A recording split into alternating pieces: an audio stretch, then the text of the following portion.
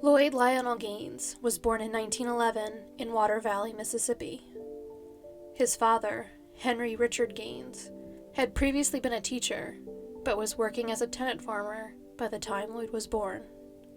Lloyd had 10 siblings, but not all of them survived their childhood. Lloyd's father died when Lloyd was just 15. Following this loss, Lloyd moved with the rest of his family to be with one of his older brothers in the central West End neighborhood of St. Louis, Missouri. Lloyd was several grade levels behind in school when he arrived in St. Louis, due to the poor quality of the education that had been available to him in Mississippi. However, he was very smart and quickly caught up. He excelled in school and eventually became the valedictorian of his high school graduating class. He completed high school in just 3 years, rather than the usual 4. Lloyd spent a year at Stowe Teachers College in St. Louis before going on to attend Lincoln University, a historically black university in Jefferson City, Missouri. He financed this chapter of his education by winning a scholarship through an essay competition and by working selling magazines. Lloyd did very well at Lincoln as well, becoming a member of the Alpha Phi Alpha fraternity and serving as class president in his senior year. In the 1930s, the University of Missouri was the only public institution of higher learning with a law school in the entire state. The university as a whole was only open to white students, so there were no educational options for African Americans in Missouri who wished to become lawyers. The state of Missouri would pay for African American students to leave the state to go to law school, rather than integrate its own university. Noted historian Lorenzo Green was one of Lloyd's professors at Lincoln University. He was also very active in the NAACP, the National Association for the Advancement of Colored People. The NAACP is a civil rights organization, and one of its biggest goals at the time was equality in education. As Lloyd prepared to finish his undergraduate degree, Green presented him with an option for his advanced education that could have a major legal and social impact. With Green's promise of legal support from the NAACP, Lloyd applied to the all-white law school at the University of Missouri in the summer of 1935. It has been debated if Lloyd really desired to become a lawyer, or if he merely volunteered to apply to law school so that he could serve as a plaintiff in a lawsuit following his inevitable rejection from the school based on his race. The NAACP had actively been looking for a way to challenge segregation in schools.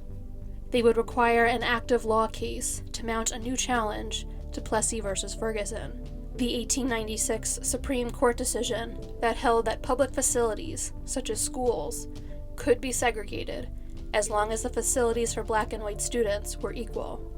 This decision would ultimately remain the law of the land until the Brown v. Board of Education decision in 1954, which recognized that separate schools were inherently unequal. Lloyd was an ideal candidate for such a lawsuit because of his stellar academic and extracurricular record. The University of Missouri would not be able to claim that they were rejecting him based on these aspects of his application, and would have to make their decision based on his race.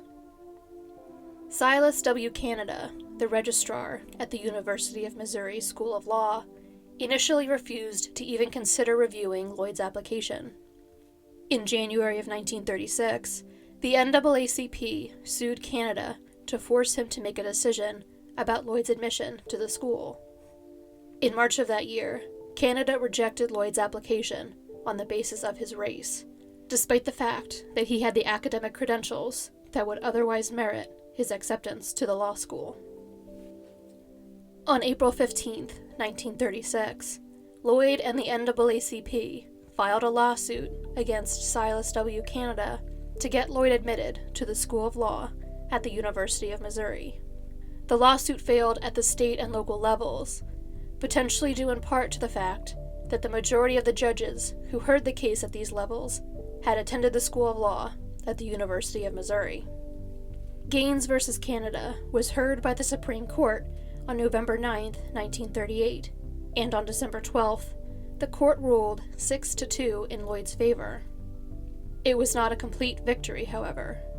The court upheld the notion of separate but equal, but ruled that it was a violation of the 14th Amendment of the Constitution for a state to fail to make an educational program available to all citizens. Missouri had to either let African American students into the existing law school or make a new law school just for them. Missouri took the second option. Following Gaines versus Canada, they began the process of hastily throwing together a law school for African American students inside of a former cosmetology school in St. Louis.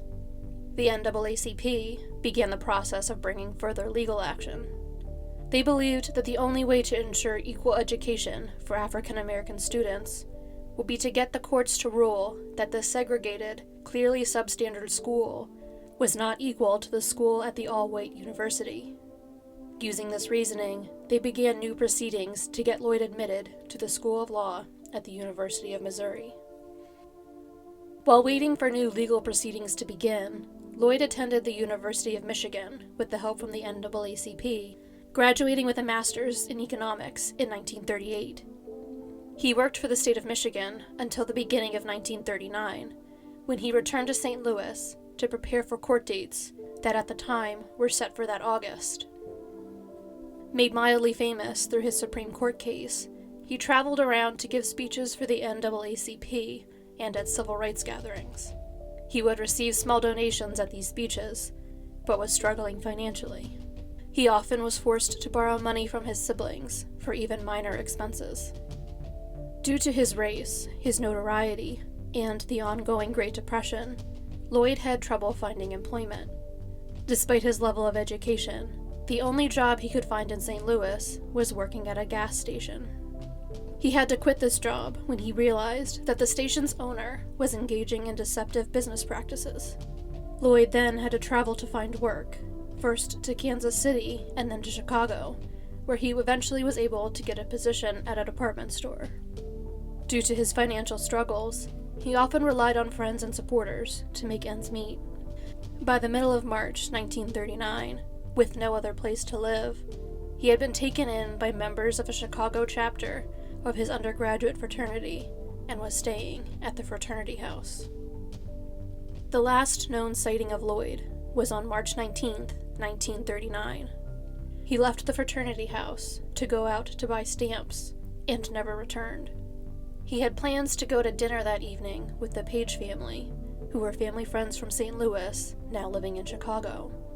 They often had Lloyd over for meals, and that night he wanted to take them out to dinner to repay their kindness. He did not show up. He also did not show up for his first day of work at the department store. His personal belongings were left behind at the fraternity house. Lloyd's disappearance was not immediately noticed due to his independent nature and the fact that he was traveling so much. His family was concerned when they stopped receiving his regular letters, but did not have enough faith in the police at the time to report his disappearance. When he did not resurface in St. Louis for the new round of legal proceedings in the fall of 1939, the public search for him finally began. Since it had been several months since he vanished, there were few clues to follow in the case. In his absence, his case was dropped by the court. An immediate concern was that Lloyd had been killed in retaliation for his participation in the court case. However, crimes against civil rights activists at this time often had at least some aspect of publicity to them, so as to instill fear in other African Americans who were considering taking action to receive equal rights. The fact that Lloyd's body was not left somewhere it could be found and inspire fear could count against this theory. However, if Lloyd in fact was made to disappear, whoever was responsible for the disappearance pulled it off without leaving any clues behind, a feat that could also send fear and unease throughout the African American community. Another theory in the case holds that Lloyd simply left to start a new life. In letters to his mother, he wrote of how he was struggling with the publicity his case had garnered for him. While he understood the significance of his court case, he was growing tired of the fight.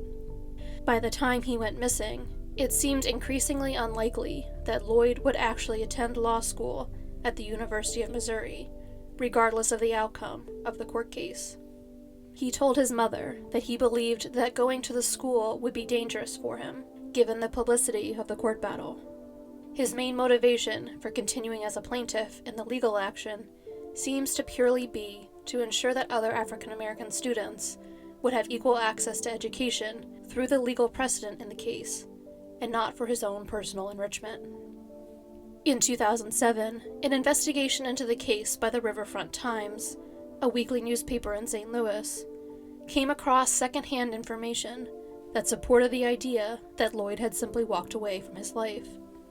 Sid Reedy, a librarian who had been an Alpha Phi Alpha brother at Lincoln University, told reporter Chad Garrison that after he took an interest in the case in the 1970s, he had tracked down Lorenzo Green, Lloyd's old professor.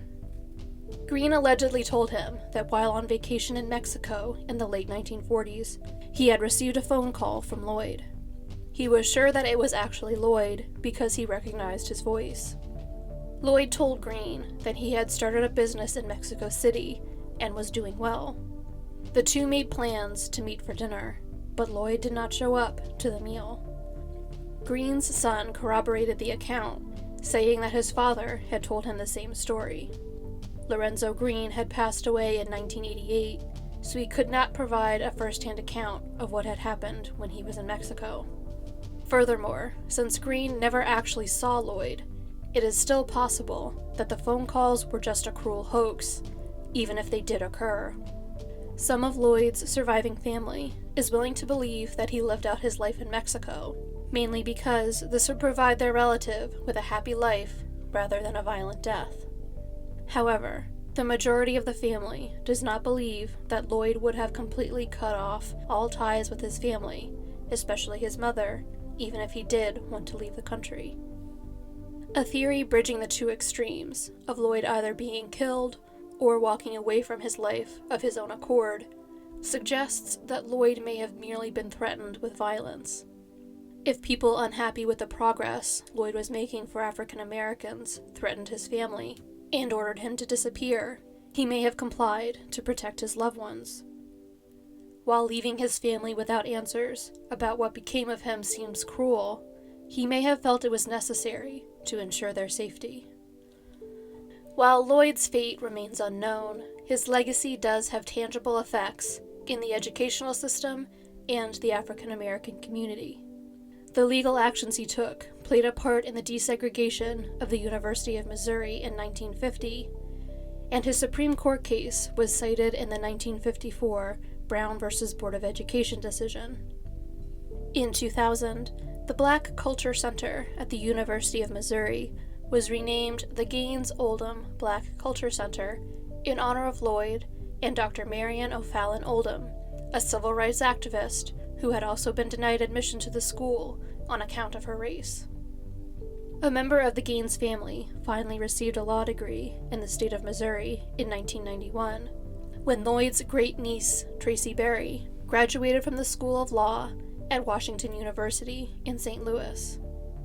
Lloyd was awarded an honorary degree by the School of Law at the University of Missouri in 2006, and the Bar Association of the State of Missouri in turn awarded him an honorary law license.